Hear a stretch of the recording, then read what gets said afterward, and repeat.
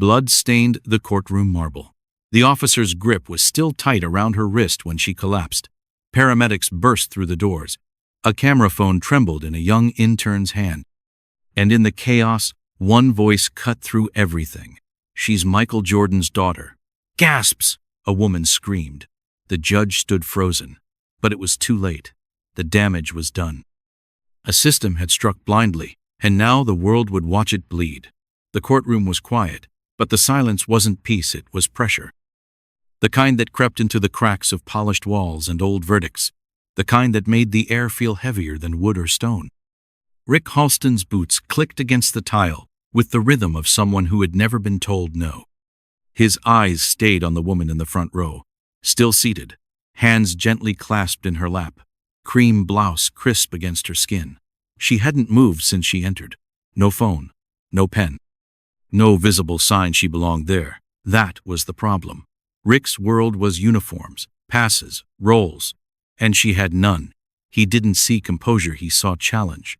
He didn't see calm, he saw a threat. She hadn't said a word, but she spoke volumes with how still she sat, like she owned a seat no one had offered her. "Ma'am," he said, voice clipped, already laced with warning. She didn't respond. Not even a blink. "You can't sit there without clearance. Are you with a legal team?" Her eyes didn't move. Her breathing didn't change. Rick's jaw tightened. He turned slightly toward the bailiff for backup, but the man was busy whispering to the clerk. Typical. So, it would fall to him again to restore order. "I'm asking you one last time to identify yourself or leave," he said louder, just enough for the whispers in the room to pause. Still, she didn't flinch. Her stillness felt deliberate now, like she was waiting or judging. Rick's hand drifted toward his belt, not to his weapon, but to the proximity of it. A reflex, an old comfort, a reminder to others. But she didn't look concerned. That look on her face, that still, unreadable face, it made something twist in his chest, though he'd never name it. She was what they called a slow storm. No thunder, just pressure building until the room cracked under it. And Rick, used to being the hammer, didn't realize he was standing on glass. "All right," he snapped. "Stand up. Let's go." He reached for her elbow, not violently, but with the firm grip of a man who had dragged dozens like her out before. It was instinct, muscle memory, not thought. Her body tilted slightly under the force, and for a split second, every eye in the room turned. Phones didn't rise yet. No one shouted. Not yet. But the gasp, that single sharp gasp from a woman in the second row, was the sound of air breaking. "Sir?" the court officer finally said from behind. Too late. Rick had already moved. The woman still hadn't resisted. But that wasn't the point. It was the grip. It was the assumption. It was the silence she wore like armor that made his authority feel small. And when she finally turned her head, slowly, eyes locking onto his, there was no fear in them. Just a quiet question Rick had never prepared for. "Do you know who I am?" He didn't, not yet. But he just made the biggest mistake of his life. The moment Rick's hand clamped down on her wrist, the room changed. Not loud, not dramatic, just colder, tighter. Like someone had sealed the exits and turned off the air. Her body lurched slightly as he pulled, the soft heel of her shoe dragging against the tile with a sound so sharp it made the stenographer drop her pen. Still, she didn't fight. Still, she didn't speak. And that absence of resistance, that quiet somehow, made it worse. Because it didn't feel like submission. It felt like calculation. Like she was letting it happen, watching it happen, letting him build his own noose, thread by thread. Behind them, a row of paralegals froze mid-whisper. A young clerk instinctively raised his phone. The judge hadn't returned yet. The courtroom was caught in a breathless gap, the space where chaos could still be denied. Rick tightened his grip, confused by the lack of panic. Normally, by now, someone was yelling, arguing, pleading.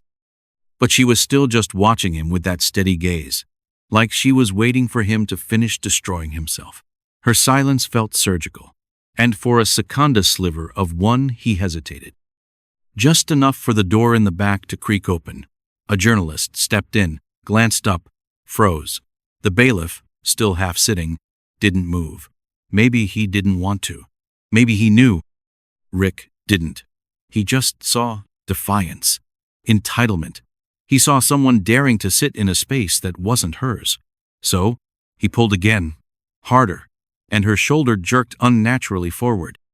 A sharp intake of breath echoed from the gallery. Phones were up now. A reporter whispered, "Is he seriously?" But the sentence died in her throat, because now Danielle Jordan was standing, barely. Her feet uneven, her balance off, but she wasn't looking at Rick. She was scanning the room, as if measuring who saw, who cared, who looked away. Rick spun her toward the aisle, guiding her with the authority of a man who'd been here before. The practiced grip, the firm escort. She didn't stumble, but her arm shook slightly in his hand. And that imagine black woman being removed in silence, in front of a watching room, by a man too sure of himself was enough to crack something. Someone shouted, "She didn't do anything." The judge walked in, then froze. For a heartbeat, he looked like a man arriving late to a crime scene he was supposed to prevent. "Officer Holston," he began, voice half-formed. Rick turned, still holding her. "She refused to identify herself, sir. No credentials. Front row." The judge blinked. "You're holding Danielle Jordan." A pause. Then another. "Michael Jordan's daughter." The words hit the floor like broken glass. And Rick? Rick didn't let go. Not yet, because his brain hadn't caught up to his grip. But her face didn't change. Not even then. And that was the worst part. She knew this would happen. She came anyway. And now she had everything she needed, including the cameras. The silence didn't last. It broke not with screams, but with movement phones rising, chairs scraping. A collective breath sucked in so hard it seemed to pull the walls inward. Rick stood frozen, hands still locked around Danielle's wrist, like he hadn't heard what the judge just said, like he could rewind the moment by staying still long enough. But he had heard it. Danielle Jordan, civil rights attorney, federal reform advisor, Michael Jordan's daughter. And somehow that name, those 3 syllables, were louder than any siren. Rick let go. Not gently, not respectfully. His fingers opened as if burned, and she stepped back, not retreating, just reclaiming her space. Her wrist hung slightly limp, already bruising beneath the skin, and when she straightened her posture again, the entire courtroom seemed to shrink beneath it. "Did he just?" someone whispered, not finishing the thought. "She's the one from the DOJ hearings," a man muttered near the door. But everyone heard it. Everyone knew now. The woman Rick tried to drag like some trespasser wasn't just somebody, she was somebody who could burn this place down with a phone call. And she wasn't reaching for her phone. She didn't need to. The evidence was everywhere. A dozen cameras recording. Half the jury watching. The judge rubbing his forehead like he'd just watched a bomb arm itself in real time. Danielle turned slightly, looking past Rick as if he didn't exist, locking eyes with the reporter now recording at the aisle's edge. No smile, no statement, just presence. Measured, heavy, absolute. The kind of presence that made people realize how many times they'd ignored someone in that same seat before. Rick took 1 step back, then 2. His badge suddenly felt heavier, his uniform tighter. His voice was gone. No authority left in it. Officer Dawson, younger and paler now, edged up beside him and whispered, "Sir, you need to step out." Rick didn't answer. Couldn't. Because in his head the scene was replaying, over and over, her face looking up at him. Not scared, not defiant, just waiting. The courtroom buzzed now, not with outrage, but with quiet panic. The clerk was on the phone. A court officer ushered the jury out. The judge cleared his throat twice before speaking. "Miss Jordan," he said, his voice brittle around the edges, "I deeply regret what just occurred in this courtroom. Please sit, or if you prefer, step out for medical attention." Danielle didn't sit. She didn't move toward the exit either. She stood right where she had been dragged from, looked at the judge, then finally spoke. "I'll stay. We're not done here." Her voice wasn't loud, but it didn't need to be. The statement landed like a verdict. Cameras clicked. Reporters texted. And somewhere far from this courtroom, in an executive suite with a view of the city, Michael Jordan's phone buzzed twice. He looked down. A link. A still frame. His daughter's face. And behind her, in blurred focus, the officer whose name he didn't yet know but never would forget. Michael didn't speak when he walked into the ER. He didn't need to. The staff recognized him instantly, but no one approached. Not because of who he was, but because of what his face looked like. Controlled fury. Grief welded into silence. The kind of expression that said, "Don't waste my time unless it's to bring me to my daughter." A nurse met him at the entrance to the trauma wing, trembling slightly. "She's stable," she said, voice soft like it might shatter if it touched his anger wrong. "But she hasn't regained consciousness yet." Michael just nodded, but it felt like thunder behind his eyes. They led him through sterile hallways, past rooms humming with machines and whispers, until they reached room 207. She was small in that bed. Danielle, wrapped in white sheets, her arm elevated, fingers bruised, an oxygen tube, a heart monitor chirping steadily like it didn't know her heart was supposed to be made of steel. He stood at the edge of the bed, watching her breathe, then sat down slowly, hands folded between his knees, like if he didn't grip something he'd explode. On the mounted TV above her bed, the footage played again. The clip. The moment Rick Halston grabbed her. The pull. Her stumble. The way she stood straight right after. Michael watched it 3 times before he turned it off. A nurse walked in to check vitals, offered a glass of water. He didn't look up. "She was sitting in silence," he said finally. "She wasn't even armed with a damn pen." The nurse paused, then left without a word. He didn't blame her. What was there to say? On his phone, missed calls. ESPN, CNN, CBS. All asking for comment. His legal team sent a text. "We're prepping statements." PR sent another. "We recommend calm tone. Offer sympathy, not litigation. Wait for police report." Michael deleted them both. Because this wasn't going to end in a statement. This wasn't going to be cleaned up with a foundation grant or a smiling photo in front of a podium. This was going to war.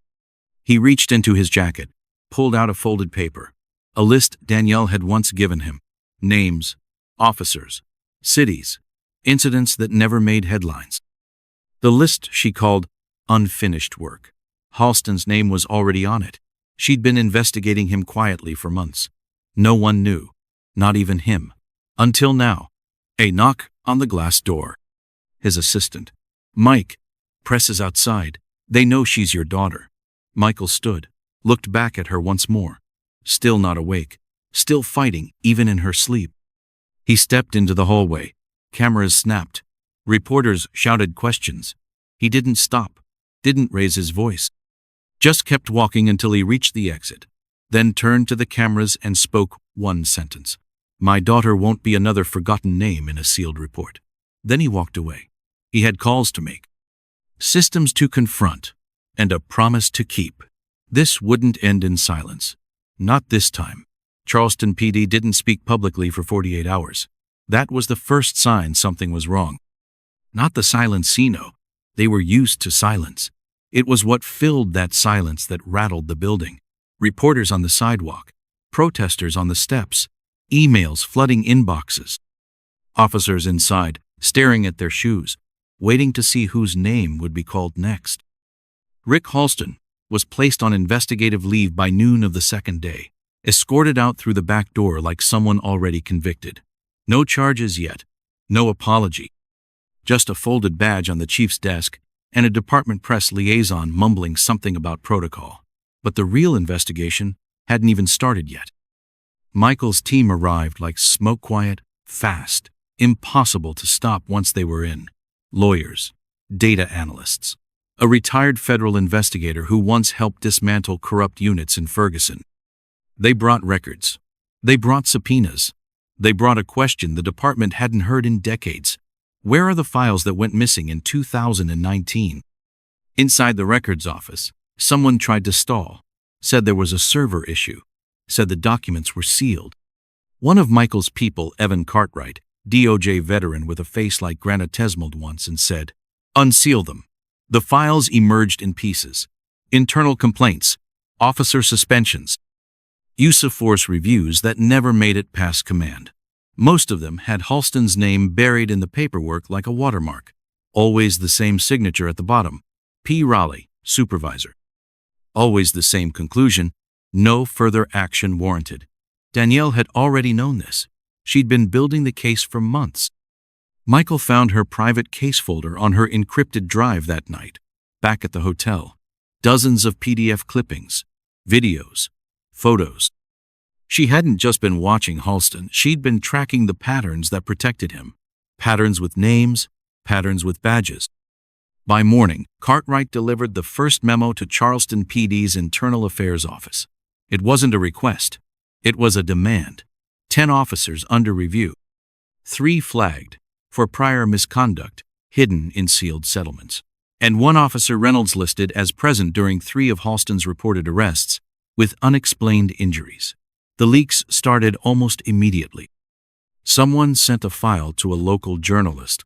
Body cam footage from 2018. A black teenager, cuffed, bleeding. Halston's voice off camera saying, he tried to run. But the video showed no such thing. Just a kid leaning against a wall, his eyes wide, unmoving. Charleston's mayor held a press conference, stammered through the words, shocking and unacceptable, like he hadn't signed every budget request Halston had ever filed. But it was too late. The department wasn't in damage control, it was in freefall. And somewhere in the middle of that collapse, Michael stood at the glass outside Danielle's hospital room, eyes on her sleeping form, jaw locked like he'd bitten down on history and refused to spit it out. His voice, low, barely audible to Cartwright beside him. Keep going. Burn every name they buried with him. Because this wasn't about Rick Halston anymore. This was about the system that let him bloom. Danielle opened her eyes slowly, not from weakness but from calculation. Her vision adjusted to the white ceiling, the steady beeping beside her, the faint hum of the hallway beyond the glass. Pain radiated from her wrist, dull but honest. It told the truth of what had happened in that courtroom, more than 100 statements ever would. She didn't cry, didn't speak. Her mind was already working, already remembering. Not the man's hand on her arm, not the stumble, those were surface details.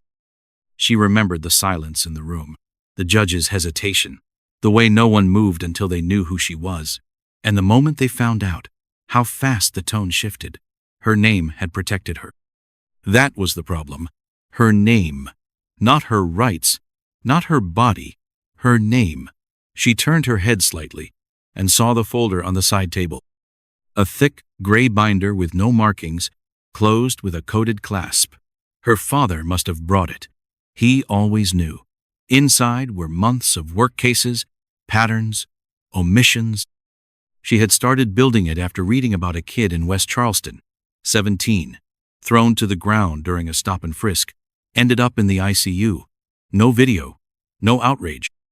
Just a mother crying alone outside a courtroom no one covered. Halston was the officer. She remembered the name, started digging, not as an activist, not as Michael Jordan's daughter, just as someone who knew what buried harm looked like. Her mother had taught her that, taught her how silence isn't neutral, taught her how her skin would always be weighed before her words. Danielle blinked away the sting in her eyes and slowly reached for the call button. A nurse entered moments later, polite, stiff, trying to hide the fact that she knew who her patient was. Danielle didn't care. I need my laptop, she said, voice thin but sharp enough to cut through pretense. It's encrypted. It's in my father's briefcase, black with 2 tags, Bureau of Justice, and personal seal. The nurse hesitated. That's not standard. Get Cartwright, Danielle said, eyes locking onto hers. He'll unlock it. The nurse left in a hurry. Danielle leaned back, exhaled slowly, and stared at the ceiling again. She remembered the way her mother used to brush her hair before church. Soft hands, firm voice. You don't need to scream, her mother had said once. But you never lower your eyes. Never. Danielle hadn't lowered her eyes in that courtroom. Not once. And now she was going to make sure no one else would either. 10 minutes later, Cartwright entered. Said nothing. Placed the laptop on her tray table and entered the passcode. It opened.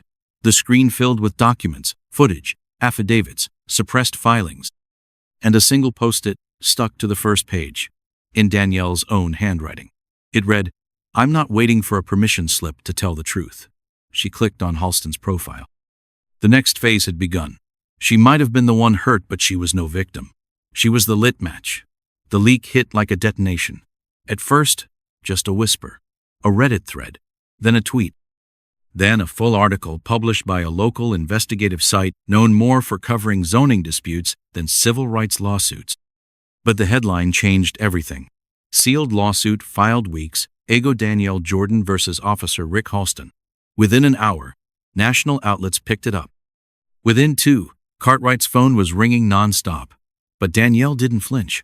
She was already halfway through the sealed deposition when he brought her the tablet. Her finger hovered over the screen for a second before she pressed play. The video was grainy, recorded in a law office with yellow lighting and plastic blinds, but the voice was clear. "My name is Valerie Knox, badge 3812, former Charleston PD, retired unwillingly." Danielle sat up straighter. She knew the name. Had read it years ago in a personnel note buried under restructuring documents. A female detective, rare in that district. Even rarer that she was black. "I was Rick Halston's partner for 7 years, Knox said, hands folded tightly in her lap. "I'm testifying under sealed protection because I know what Rick does, and I know how the department helps him clean it up," she went on. "About fabricated reports, about excessive force disguised as compliance holds, about audio turned off and cameras malfunctioning at just the right moment." But it was what came next that made Danielle stop breathing. In 2018, there was an incident. A teenage boy. His name was Elijah Porter, 16. "I saw Rick throw him against a wall, head first," claimed. "The kid had a weapon. He didn't." Internal Affairs logged it, but the file disappeared. "I tried to report it again. I was reassigned within a week, put behind a desk, then offered early retirement if I didn't push." Danielle paused the video. She remembered Elijah Porter. Quiet file. Broken clavicle. The police report said he slipped during restraint. No photos. No statement. And no follow-up. Until now. Cartwright stood across the room, arms folded. "This testimony was submitted weeks ago," he said. "Danielle, you were already preparing for this?" She nodded once. "I needed it airtight before I named him, before I became the story." Cartwright exhaled slowly. "Well, now you're both." Danielle didn't blink. "Good. Then they can't look away." Across town, in a conference room flooded with cameras, the city's legal counsel stammered through a press statement about the complexities of internal litigation. Reporters didn't care. They only had one question now. Who is Valerie Knox? And why was she buried? By nightfall, Knox's image was everywhere. An old ID badge. A blurry graduation photo from the academy. She hadn't been seen in years. But Danielle knew where to find her. Because people like Knox didn't vanish. They just waited to be asked again. Danielle clicked open a file. Valerie's last known address. A safe house in North Charleston. She turned to Cartwright. "I want her in the room. We're not moving forward without her." He didn't argue. He just left to make the call.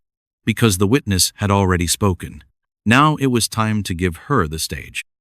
The door creaked open just after midnight. No lights on. Just the hallway lamp flickering behind Cartwright's silhouette as he stepped aside to let her in. Valerie Knox moved like someone who had trained herself not to be noticed. Shoulders tucked, eyes scanning the corners of the room, footsteps soft like apology, but her presence filled the space anyway. Danielle sat upright in bed, wrist still braced, laptop open beside her. The silence between them wasn't awkward, it was recognition. Two women who had seen the same machine from different angles and been crushed under its gears the same way. Valerie nodded once, not a greeting, more like confirmation. "You look like your mother," she said softly. She was fierce, smart as hell. Danielle offered a faint smile, but her eyes stayed sharp. "You worked with her?" "No," Valerie said. "I watched her testify once, in Atlanta. I was 23, had just made detective. I remember thinking, If she can speak like that and not flinch, maybe I could too. She didn't sit until Danielle gestured toward the chair. Even then, she stayed half-perched on the edge, like she expected to be asked to leave any minute. They took everything, she said, almost to herself. Not just the badge, the pension, the health care, even my partner's name. Called it a reassignment. Said I needed time off for mental health. All because I put in one report. The Elijah Porter file, Danielle said. Valerie looked up. And more. Halston wasn't sloppy. He picked his targets. Kids without lawyers. Men with records. Women who'd never be believed. And every time he crossed a line, there'd be someone ready to write the right sentence in the right report. That's how it works. You don't need to hide the truth. You just need to bury it under paper. Danielle leaned forward. You were the first one to say it out loud. The first who didn't flinch. Valerie's mouth twitched. A half smile that didn't make it to her eyes. I flinched, honey. I flinched every day. I just never backed up. She reached into her worn satchel, pulled out a stack of printed documents. These are my originals. The ones they deleted. I kept hard copies. I knew someday someone would need to see them. Danielle took the files, her hand steady. She flipped through the incident reports, timeline discrepancies, training logs. One page showed a photo of Rick Halston with 3 officers. 2 had already been placed on review. The 3rd had been promoted. Do you want to testify again? Danielle asked. Valerie didn't hesitate. No, I want to burn it down, and I want to watch. For the first time in 2 days, Danielle laughed. Just once. Quick, sharp, like something unlocking in her chest. Then, let's do it together, she said. No sealed doors, no closed sessions. We bring it all into the light. Valerie nodded. Her voice didn't rise. Her back didn't straighten. But something shifted behind her eyes. Just tell me when. They had their witness now. But more than that, they had a survivor ready to speak with fire. The next morning began with a call from a nurse. Not to Danielle, not to Cartwright, to a civil attorney in the city who had once sued Charleston PD over a mysterious accidental injury to a detained suspect. The case never made it past the initial filing. No video, no witnesses, just a hospital record that didn't match the police report. The attorney had kept a copy anyway. Something about it never sat right. Now, after seeing Danielle's name in the news and Knox's face flooding timelines, he sent the file directly to the hospital's legal office. The record was time-stamped for 2021. Patient. Male, age 19. Suspect in custody. Admitted for blunt force trauma to the head and abdomen. The officer listed on the intake form? R. Halston. The form had been signed by a now retired ER doctor who'd made no mention of police involvement in his statement to IA. And the internal notation on the digital file was unmistakable. Flagged for non-disclosure by legal handle via admin. Danielle stared at the screen in her hospital bed, scrolling through the scanned records while Cartwright stood at the window, making rapid-fire calls. How many more of these do you think there are? He asked. Danielle didn't answer. She was already cataloging the injuries, building a timeline, cross-referencing badge logs with hospital timestamps. It wasn't hard. The department didn't hide its secrets, they just scattered them. Valerie stood by the door, arms crossed, silent but listening. She didn't need to speak. She'd seen it before. The way hospitals signed off to protect their police contracts. The way reports used vague words like incident or physical resistance instead of naming what actually happened. But this time, it was different. This time, the victim had survived. And he remembered. His name was Isaiah Freeman. He was 22 now, homeless for a while, in and out of shelters. But someone from the hospital remembered him, a night shift nurse who'd always kept a backup file. She still had the original report before it was edited. Danielle's team got it within the hour. The original diagnosis said, repeated blunt trauma consistent with assault. Not a fall. Not a struggle. Assault. Cartwright looked up from his phone. Hospitals trying to get ahead of it now. They just issued a statement saying they're reviewing past cases. Danielle shook her head. They're not reviewing. They're erasing. We need Freeman. In person. His voice. Valerie stepped forward. I can find him. I know where the shelters rotate. Then go, Danielle said, her voice sharpening with purpose. Bring him in safe, and bring him in ready. Valerie left without another word. The room fell quiet. Danielle reached into her drawer, pulled out the old legal pad she kept for moments like this. She wrote one sentence at the top. They buried names. We'll resurrect them. Below that, she wrote Isaiah Freeman, then drew a line underneath. The space beneath that line would fill up fast, because this wasn't an investigation anymore. This was a reckoning. And they had only just begun. Room 207 was quiet but heavy, the kind of silence that pressed down instead of comforting. Danielle stood in the doorway for a long time before stepping in, her arm still bandaged, pain humming low in her shoulder. The boy in the bed looked even younger than 17. One arm in a sling. Tubes in his nose. Bruises dark and high along the side of his face. They'd written accidental fall in the official report, but nothing about this kid looked accidental. His eyes opened when he sensed movement. Slow, wary. The way someone opens their eyes in a world that's taught them not to trust what they see. Danielle pulled the chair closer. No lawyers, no cameras, just her and him. She didn't introduce herself, didn't explain why she was there. He already knew. She could see it in the way his gaze landed on her wrapped wrist and didn't flinch. They were in the same war. You're Elijah Porter, she said softly. He nodded once, barely.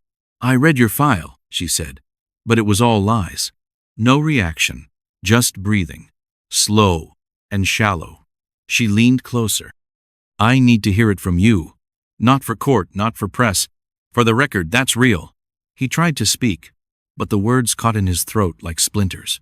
He swallowed hard. Tried again. Nothing came. Danielle handed him a pen and notepad. Whatever you can manage. He shook his head slowly. Strained. Then mouthed a name. One syllable. Halston. Danielle didn't move. Didn't blink. Just nodded. I thought so. Elijah blinked hard, tears welling but not falling. His body tensed like it wanted to curl away from the memory, but the hospital bed held him down. Danielle reached out, laid the notepad gently on his lap. Write it when you're ready. You're not alone. I promise you that. He looked at her like he didn't believe her yet but wanted to. She stood up, smoothed the blanket over his legs. Her voice dropped to a whisper. He's done. You understand me? He's done. Elijah closed his eyes and for the first time since she walked in, exhaled like he believed her. Outside the room, Cartwright waited.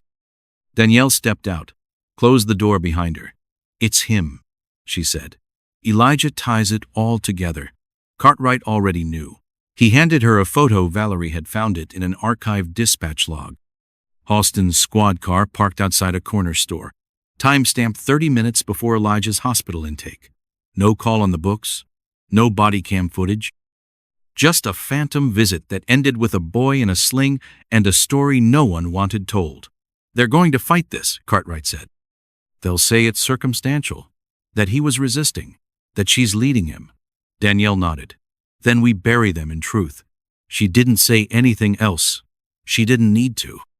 The next name was already being added to her list. Not just another victim, the final witness. And now, the wall was about to crack wide open. Nia Torres was already halfway through her third coffee when Danielle walked in, the sleeves of her coat still damp from the rain outside. The newsroom was small, cluttered, loud screens glowing with half-written headlines and exhausted editors yelling across the room. But Nia's desk was still, focused. One photo taped to her monitor. Her father, in his first police uniform, smiling like he didn't know the storm that uniform would one day stand in. She glanced up, eyes sharp, voice even. You brought something? Danielle dropped the folder on the desk. Not a copy. The folder. Inside, Elijah Porter's intake photos, Valerie Knox's affidavit, the ER report that was redacted, and then not. It's not theory, Danielle said. It's a pattern, documented, protected, and now it's exposed. Nia didn't open it right away. She looked at Danielle like she was searching for weakness, hesitation, anything that might read as agenda. She found none. Only the calm of someone who had already survived the fire. Why me? Naya asked. You could have gone to the Times, the Post, Eleven ProPublica. Danielle didn't flinch. Because they'd polish it, round the corners, run it through 10 layers of edits. I don't need a safe article. I need a grenade. Nia smiled, but it wasn't warm. It was hungry. The kind of smile that came right before a career-defining story. She opened the folder. Her fingers moved faster the deeper she went. Her breath caught once when she saw the photo of Elijah with the sling, the bruises forming a shadow beneath his jaw. Then she was all motion-grabbing her recorder, clicking into a draft file. We go tomorrow, she said. Front page. You want quotes or off the record? On the record, Danielle said. All of it. Good, Nia said. Because this isn't just a cop with a grudge. This is the whole damn city looking the other way. By 8:00 p.m., the piece was in layout. By 10:00, the managing editor tried to stall it. Too risky, too early, too much. Nia stared him down. You sit on this and you become the next headline. The article went live at 12:04 a.m. The headline was simple. The boy they tried to erase. The first image. Elijah's face, side by side with his intake form and Halston's badge number. Then Valerie's statement. Then the redacted file. Then Danielle's quote, now immortalized in bold. You don't need a weapon when the truth's this sharp. Twitter detonated first. Then Reddit. Then TV. Within hours, Justice for Elijah was trending nationwide. Schools posted statements. Community groups organized. Celebrities reposted.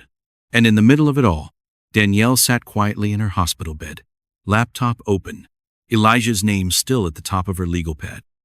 Not one correction needed. Not one edit applied. The world had finally seen what they'd tried to bury. And now, it was demanding more. Not apologies. Not policies. Justice. The kind you don't write into law. The kind you force out of hiding. And this time, it had a face. Michael didn't call a press conference. He didn't rehearse a speech. He just walked into the hospital's media room, nodded at the reporters waiting, and sat down behind the mic like it was Game 7. No entourage. No podium. Just a folding chair and the weight of decades. The cameras clicked immediately, flashing like lightning but finding no storm on his face. Only gravity. The silence before he spoke stretched long, uncomfortable. Then he leaned forward. My daughter was attacked in a courtroom, he said, voice low but clear. Not during a protest. Not in some back alley. In a courtroom. Surrounded by people who knew better and did nothing. The room stilled. Reporters held their breath. The ones who came for a quote suddenly realized they were sitting inside a reckoning. Michael looked straight ahead. You all know who I am. That used to mean something. To kids. To the league. To this country. But it didn't mean anything when a cop saw my daughter and decided she didn't belong. He paused. Not for effect. For memory. When Danielle was 6, I found her hiding in the bathroom after a family barbecue. She told me someone had asked if she was adopted. Said I didn't look like her. That night, her mother sat her down and said, people will look at your skin before they hear your name. And some will hear your name and still choose to see nothing. He took a breath, sharp and tight. They chose nothing in that courtroom. And they chose it years before that too. The reporters leaned in. Some knew, most didn't. Michael's tone didn't change.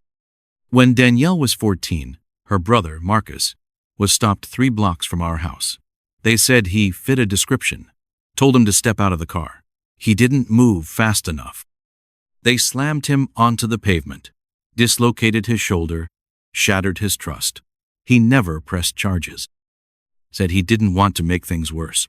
Michael's hands tightened into fists, resting on the table like anchors. He never recovered from that night. And now, this happened to his sister. In front of witnesses, on camera, and were supposed to act shocked. His eyes swept across the room, daring anyone to flinch. Danielle wasn't a random target. She was a continuation, a reminder that no amount of status, education, or proximity to power can shield you from a system that was never built to see you. One of the reporters spoke, voice barely above a whisper. Mr. Jordan, what do you want to happen next? Michael looked directly into the camera lens. I want accountability. Not just for the man who laid hands on her, but for everyone who helped him believe he could. I want the files unsealed, the cases reopened. And I want them to understand something loud and clear. This isn't about politics. This is personal. You put your hands on my daughter, and now I'm in the room. He stood. The mic fell silent. And outside, the crowd waiting by the hospital erupted. Not in anger, in understanding. The legend had spoken.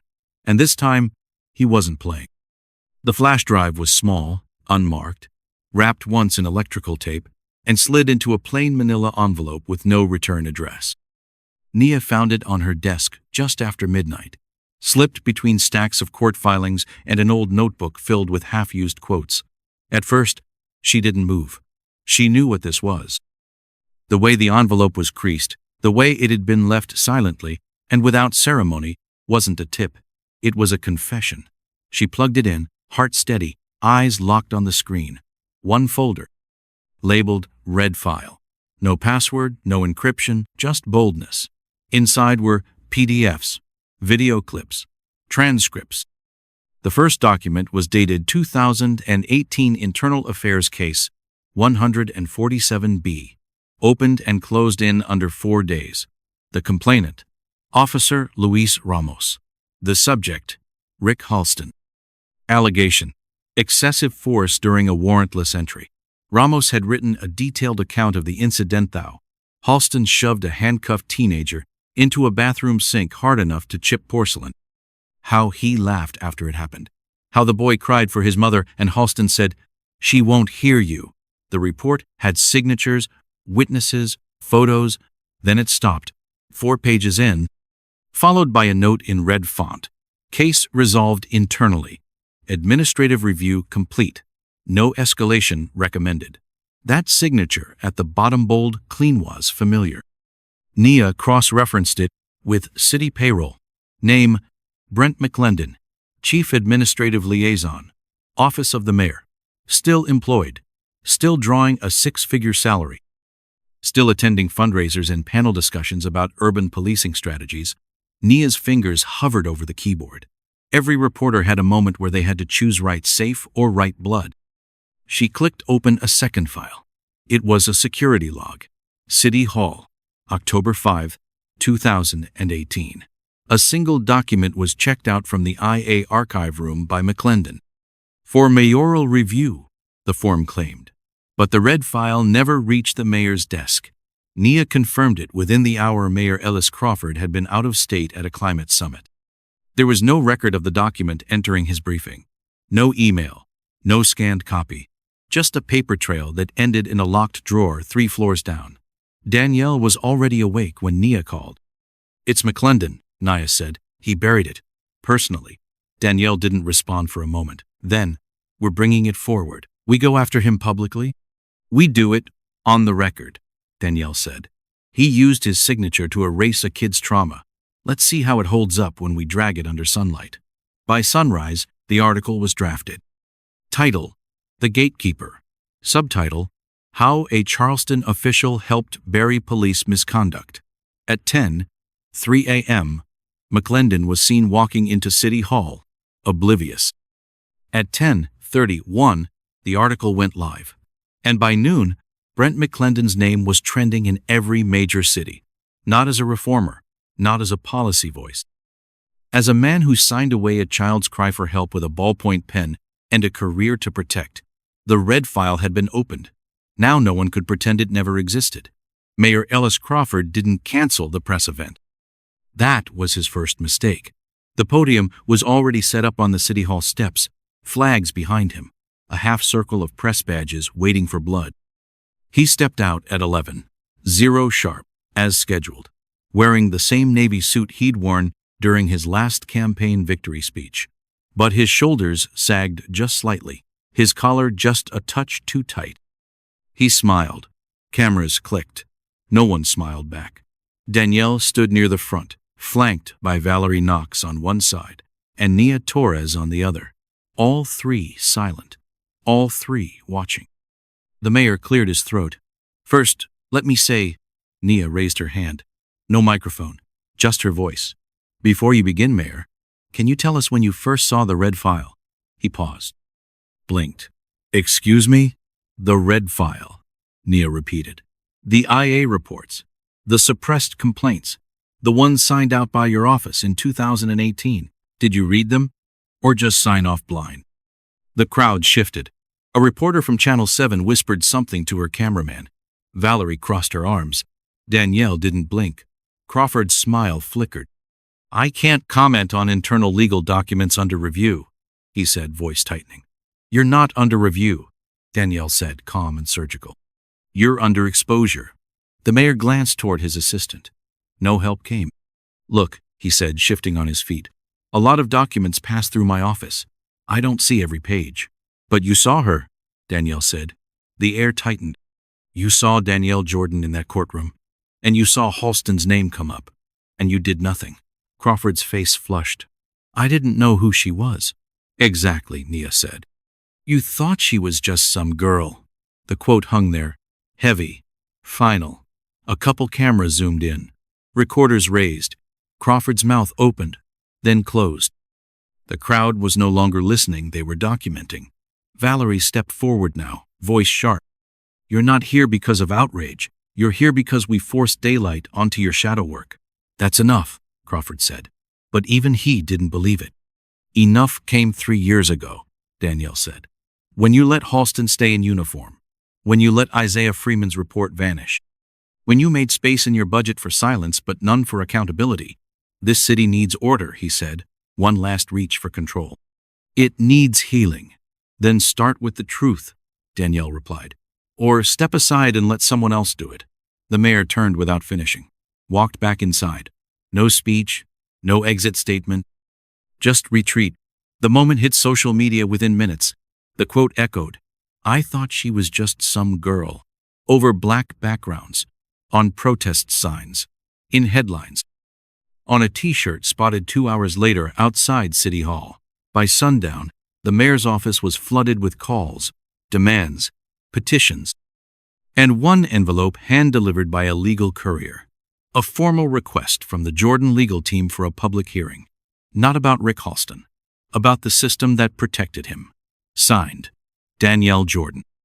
Not just some girl. The courtroom was full before the bailiff even unlocked the doors. Not just filled pressurized, like something was going to break, and everyone came to see it happen. Danielle walked in flanked by Valerie and Cartwright, dressed in a dark suit with her left wrist still in a brace. The reminder of that first day in court no longer hidden. She didn't flinch as eyes turned. Didn't pause as phones raised. She just kept walking until she reached the plaintiff's table and sat. Calm. Intent. Not a victim. Not a daughter. A witness to everything. A mirror they'd tried not to look into. The judge entered. Silence fell, and then the trial began. Valerie testified first. She didn't bring notes. She didn't need to. Her voice didn't shake. Her jaw didn't quiver. She recited the timeline like it was a scar she'd memorized. Every incident, every omission, every time she reported Halston and was ignored. Her last words on the stand, I stayed silent to survive. She chose to speak and was nearly broken for it. So now, I speak for both of us. The courtroom didn't clap. It didn't need to. The weight of it lingered in the stillness that followed. Then came Elijah's mother, tears in her voice but not in her eyes. He wasn't resisting. He was standing. That's all he did. Stand. And they punished him for it. Danielle could feel her pulse against her temple, could feel the room tightening. Then it happened. The footage was played. The footage. The one they'd tried to suppress. Danielle hadn't seen it all the way through before. Neither had the jury. A grainy clip, time-stamped and raw. Halston stepping out of frame, re-entering with gloves already on. A boy's voice. I didn't do nothing. A crash. A scream. Silence. And then Halston's voice. Shut up. You brought this on yourself. Danielle didn't look away. Neither did the jury. Halston sat at the defense table like a man trying not to drown in his own name. When they called him to the stand, he moved slowly, 1 foot at a time. Like the air was thicker around him now. He took the oath, sat, and said nothing. The prosecutor asked the first question. He blinked. Didn't answer. Second question. Same. Third. Still silence. The judge cleared his throat. Mr. Halston, you are required to respond. Halston's jaw flexed. He looked at Danielle, just for a second, and then down. Not a word, not a sound, just silence. The kind that says everything. The prosecutor turned to the jury. Let the record show that the defendant refuses to respond to any claims under oath. The judge nodded. So noted. Danielle exhaled. For the first time in weeks, it felt like something shifted. Not enough to undo what was done, but enough to name it.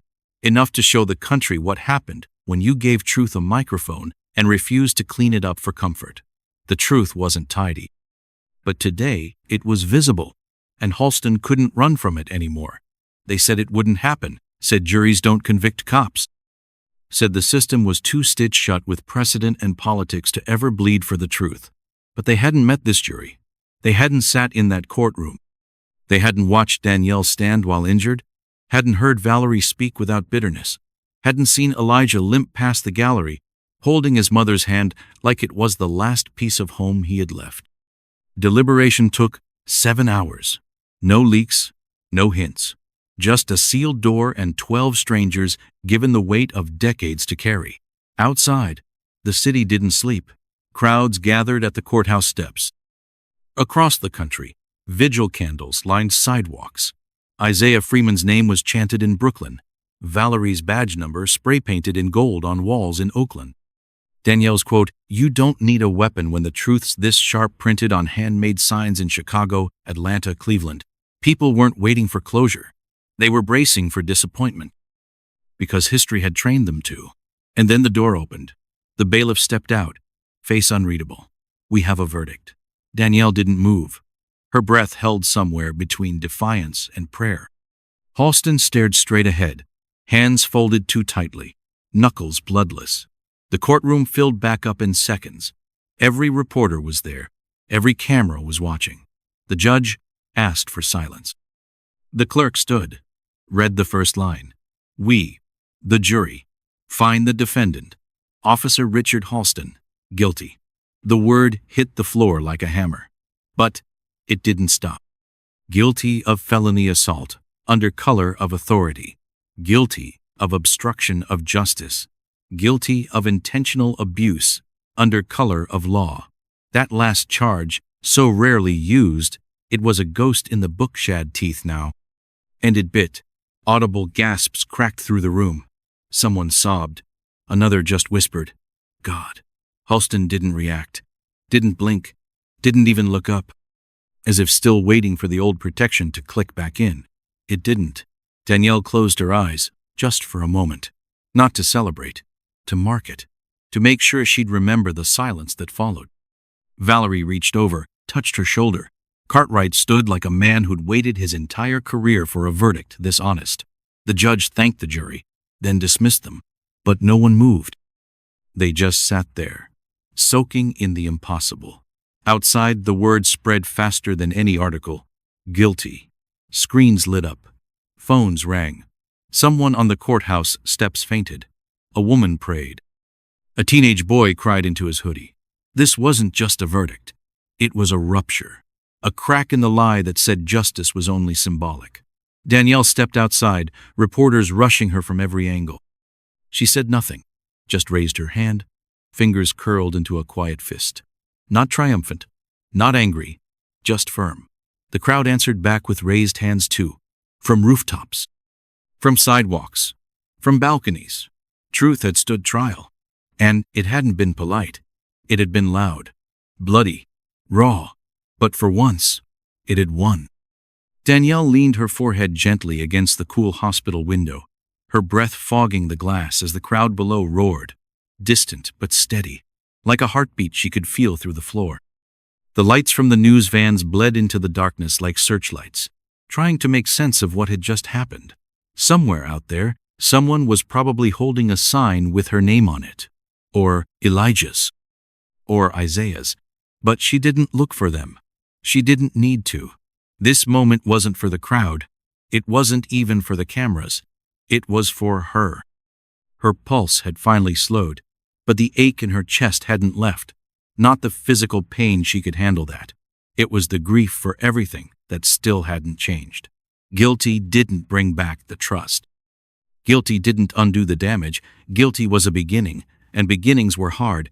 She turned slowly, eyes drifting to the room next door, Elijah's room. The door was ajar. A nurse sat beside him, quietly adjusting a tube, whispering something soft. Danielle remembered his silence, the way he tried to write through the shaking of his hand, the way he flinched when she'd first said his name aloud. And yet, he stayed. He spoke. That mattered. That counted. The hallway smelled like antiseptic and metal, and the faint trace of burnt coffee. She passed her own room, didn't stop, didn't need to sit anymore. Her body was still sore, still recovering, but her mind was clearer than it had been in weeks. She thought of her mother's voice, stern and tender, saying things like, "You weren't born to survive. You were born to confront." She thought of Marcus, of how he used to drive her home from school with one hand on the wheel and the other flipping through mixtapes, always warning her to stay careful, to never give them an excuse. They never needed one. They'd taken him anyway, and now they'd tried to take her. Tried. She reached the end of the hall, past the last of the patient rooms, and stared again through the big glass window that overlooked the city. The rain had started, soft and cold, washing over the sidewalks and banners, painting the streets in reflections of red and blue and flashing white. The soundproofing muted it all. But Danielle could still feel it. The rhythm, the push, the people refusing to go back home just because a verdict had been read. One protester below lifted a phone light toward the sky. A ripple followed. Another, and then another. A constellation of defiance built out of trembling hands and pocket flashlights. Danielle smiled, faint but real. She wasn't a symbol. She was a vessel, a warning, a reminder. And she wasn't finished. Not close. The trial was just a chapter. The reckoning had pages left to turn. Behind her, Cartwright stepped into the hallway. "They want a statement," he said quietly. Danielle didn't turn. "They'll get one," she replied. But not from the mic. From the next case. The doors swung open slowly, not pushed by hesitation, but reverence. Danielle stepped into the lobby with steady steps, her boots echoing softly across the polished floor that smelled like fresh paint and eucalyptus. The walls were still bare except for a single framed photo behind the front desk room, 207, its number plate tilted, the edge of a hospital bed visible in the corner, and a sunlight beam cutting across it like a scar. The woman at the front desk stood up, young, nervous. The badge on her blazer read A. Freeman. Danielle's lips curved upward. "You made it." The girl nodded, her voice quiet. "He told me you'd find a way." Danielle didn't reply. She didn't need to. The sign above the glass door still glowed from the morning sun. The Freeman Center for Legal and Medical Justice. There were no flags hanging, no marble busts. Just a long hallway ahead, left wing for trauma care, right for legal aid. It wasn't just symbolic, it was surgical. Because healing and justice had always been forced apart, not here. Here, they were stitched together. Valerie was already inside, organizing files in what used to be a supply closet, now a legal prep room with a chalkboard wall covered in timelines and badge numbers. She looked up, eyes still sharp, still tired, but calmer now. "We're booked out 3 weeks already," she said. 12 hearings, 4 depositions, 3 class actions waiting. "You ready?" Danielle asked. Valerie gave a half smile. Wasn't built for rest. Danielle walked past her, down the hall. The rooms were simple. White walls, metal desks, chairs that didn't squeak. Nothing to distract. One room had only a table and 2 chairs facing each other. No cameras, no microphones. Just space to be heard. In another, a boy sat with a counselor, tracing the lines on his palm while murmuring something about sirens. Danielle paused, watched for a second, then kept walking. She reached the last room, the courtroom. It wasn't large, maybe 15 seats, a bench, and a single raised platform where witnesses sat eye to eye with whoever questioned them. No barriers. No hierarchy, just truth, placed at the center. A plaque beside the door read, "Dedicated to the silenced." Danielle stepped inside and took a seat in the back. The quiet was different than a hospital's. Not heavy, not cold. It was waiting, like the whole building was inhaling, ready to speak. A nurse walked by, clipboard in hand, nodded once. "Judge is on her way," she said. Danielle nodded back. "She won't need a robe." "Good," the nurse replied. She brought her boots. Danielle leaned back, closed her eyes for a breath. The pain was still there. It probably always would be, but now there was a room for it, not just for hers, for all of it. She opened her eyes. Outside the window, kids were chalking messages on the sidewalk. One read, "We believe you." Another, "No more room 207s." Danielle stood up, adjusted her collar, walked out of the courtroom and into the day. The fight wasn't over. But this time, it was on her terms.